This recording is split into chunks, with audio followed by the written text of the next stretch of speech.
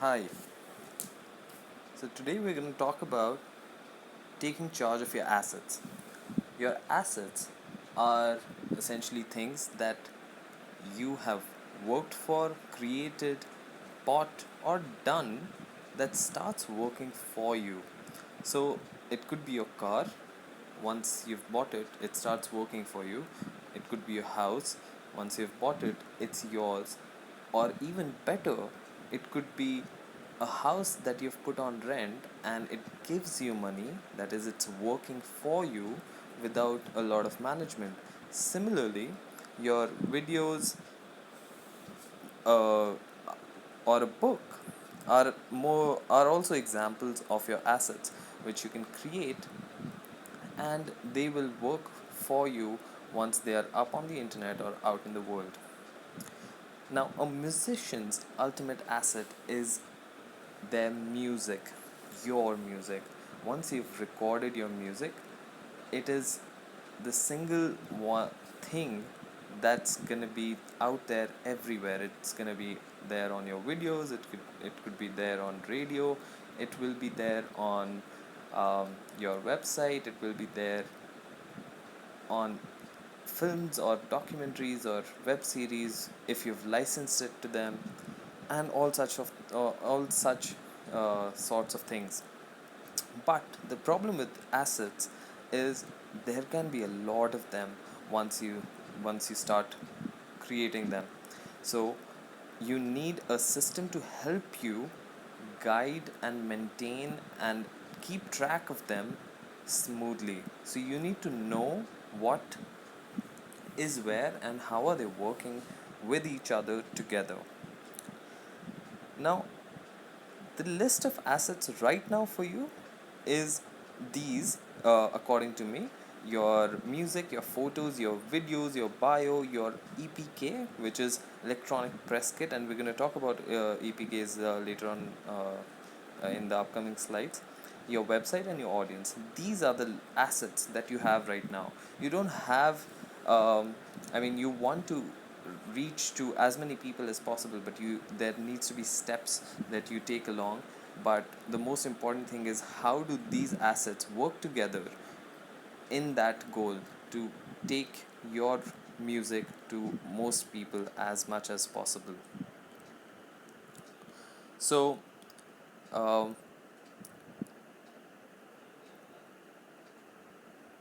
let's talk about this. EPKs, as we talked about, are electronic press kits. Electronic press kits are created so that you can send them easily to a journalist or to an online publication or to uh, anyone who requires to know more about you. These are the profiles that you send to other people who are looking to publish about you. So we need to organize this as much as possible, as beautifully as possible, so that they are easily accessible to them and they can understand and go through them quickly. Now, this is the basic folder structure that I've created. Create like the master folder, which is called EPK, and it includes music, your photos, your videos, your artwork, which is your album art, or it could be your posters, your bio, which is details about you, your band, your journey, who has influenced you, what kind of songs, like the song list that you do, where have you been featured, other venues that you may have performed, all sorts of things, and especially your contact details.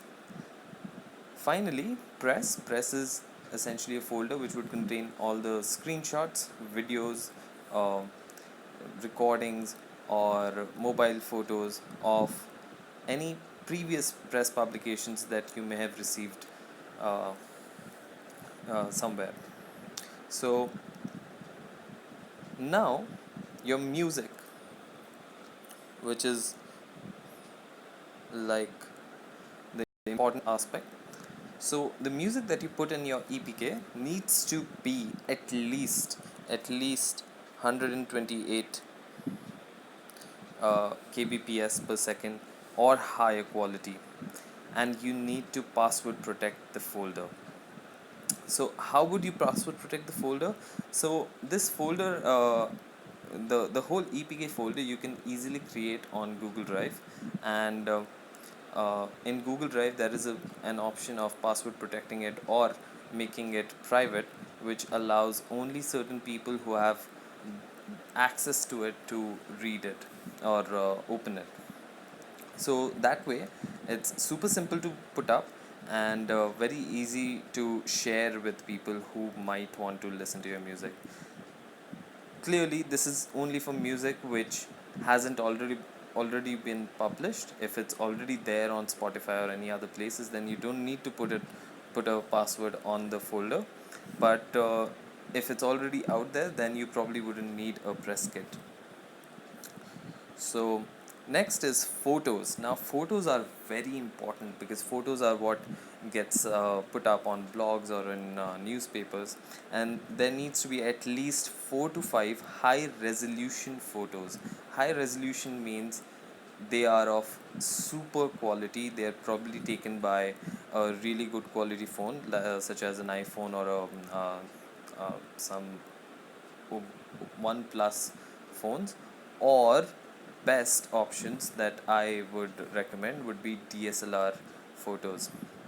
So they need to be you need to give them options, which is vertical, horizontal, black and white. Vertical means when like the photo is in portrait form. Horizontal would mean it's in landscape form, so it's broad and it's like a scenery. And black and white, you understand.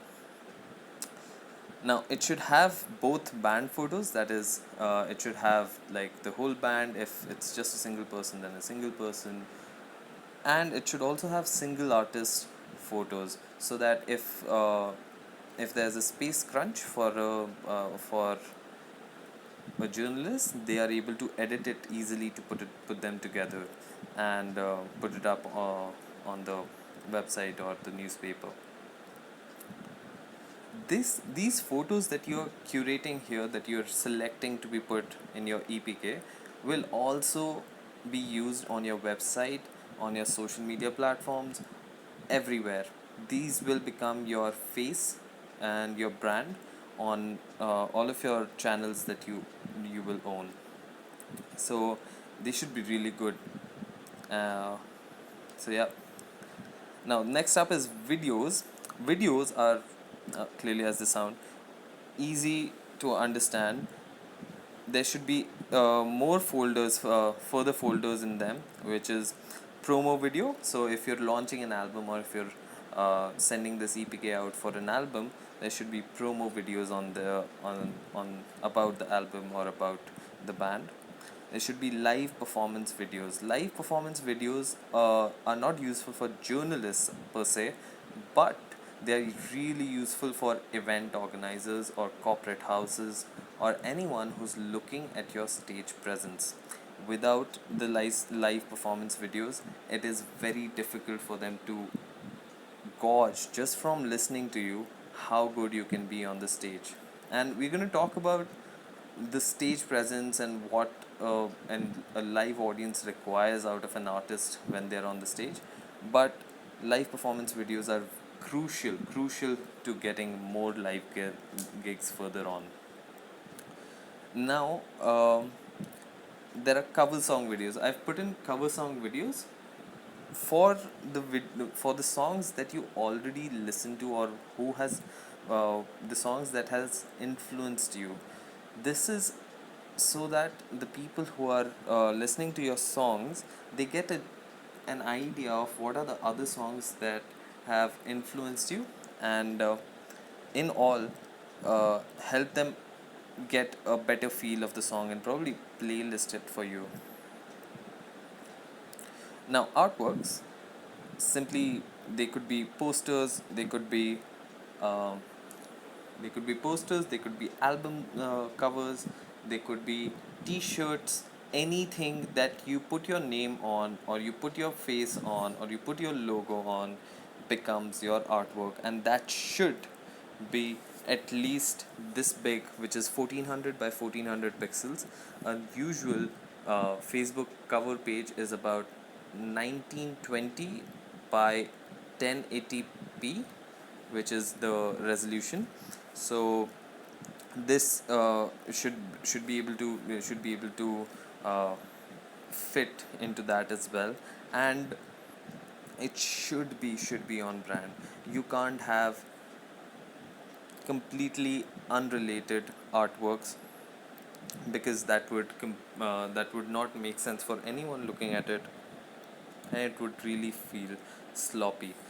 Again, we're going to talk, like the whole course we're going to discuss about what is a brand and how we can create one and all of those things. But this is for the EPK, we need to really take care what we put in it.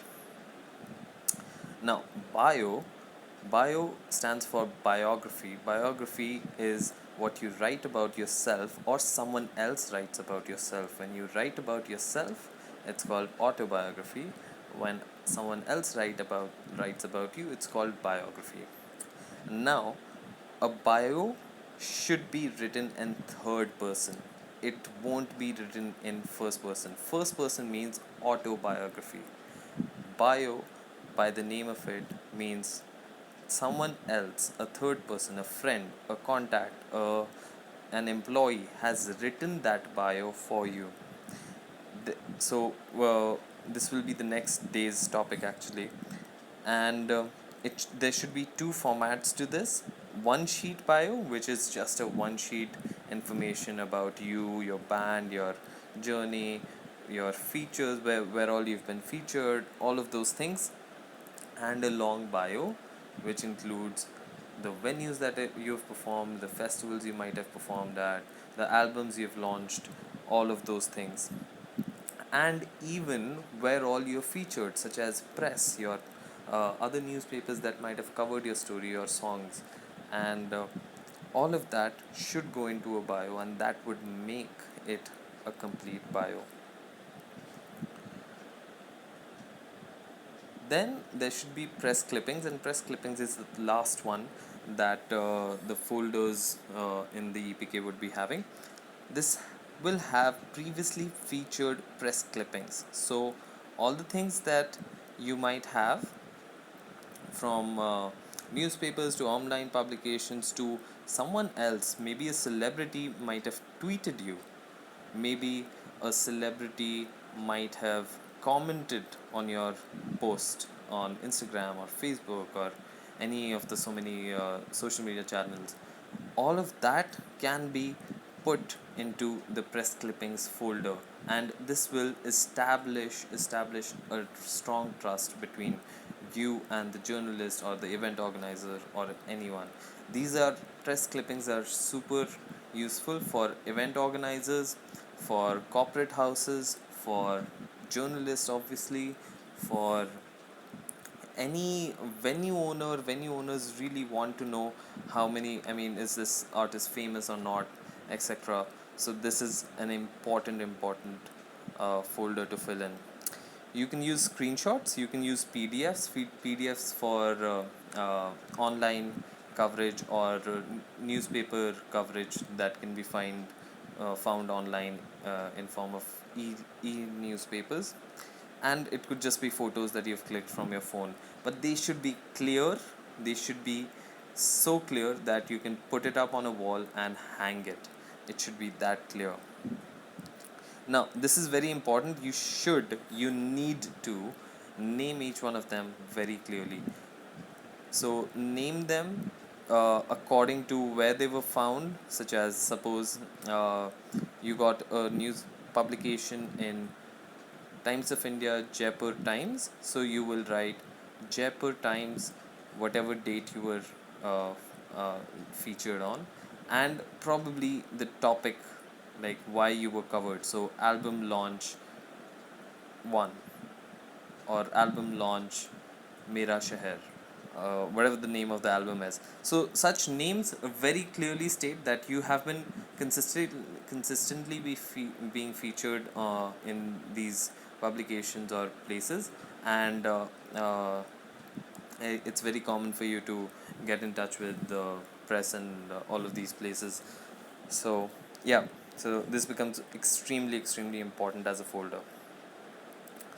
Now these are, I'm talking about, so we talked about putting them up in a Google Drive, but you can't just share a Google Drive folder with everyone, and it's not feasible. I wouldn't suggest that to you. uh, think about it. If you get a random Google Drive folder in your inbox or on your WhatsApp, it's not a good thing to go through all of it by your own.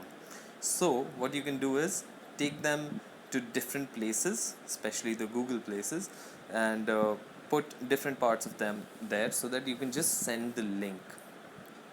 So the first part is YouTube. Upload your videos on YouTube and make them unlisted.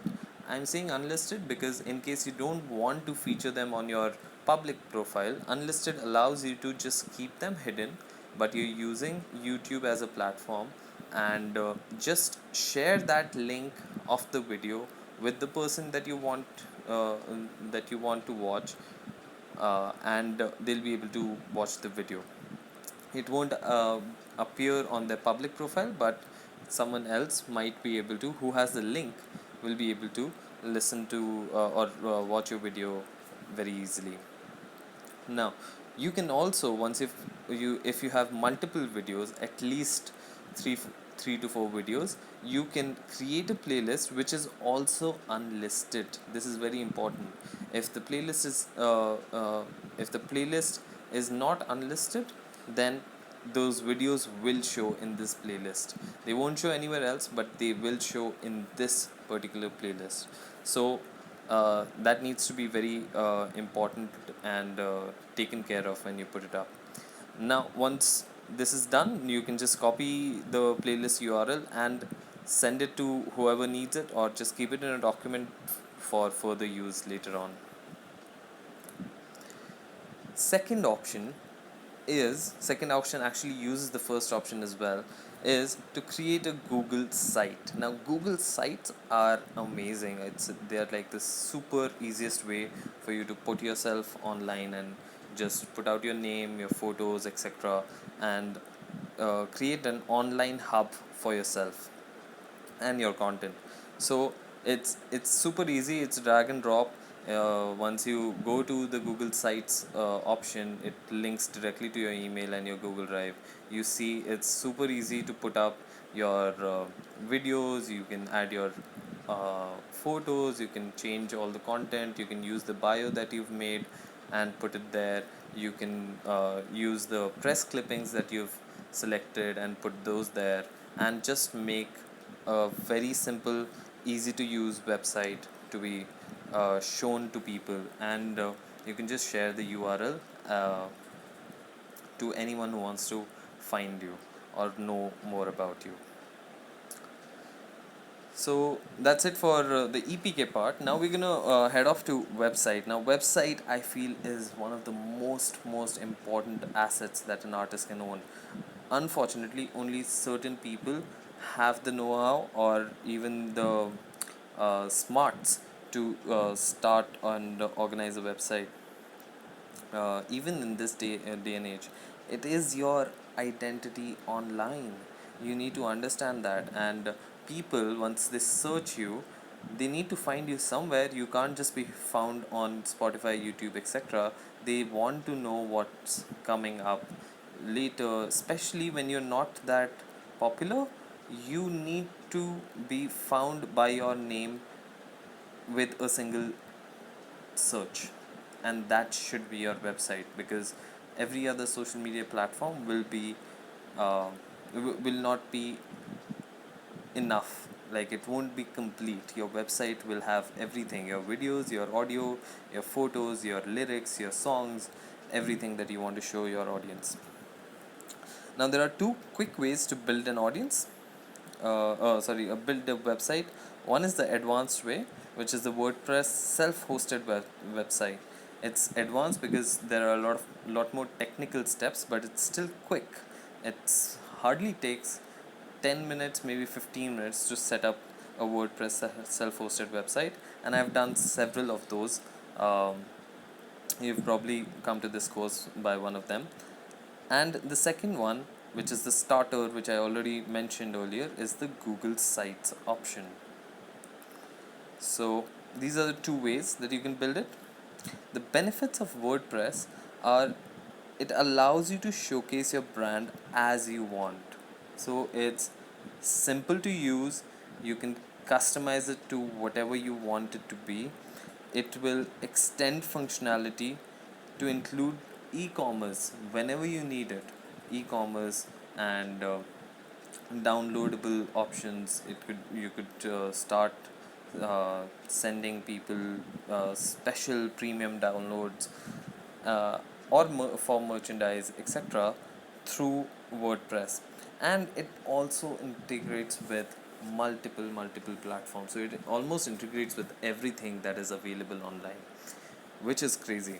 So these are the benefits of WordPress, and I would strongly suggest that finally, when you have the money and you have the uh, uh, know-how, you should put it up on WordPress. But for now, I feel Google site should be good. It is simple to start. You can literally start in 2 minutes by even your phone actually, and there's enough interactivity for a budding artist to engage your audience with. So these are the two options to make your website quickly and simply, and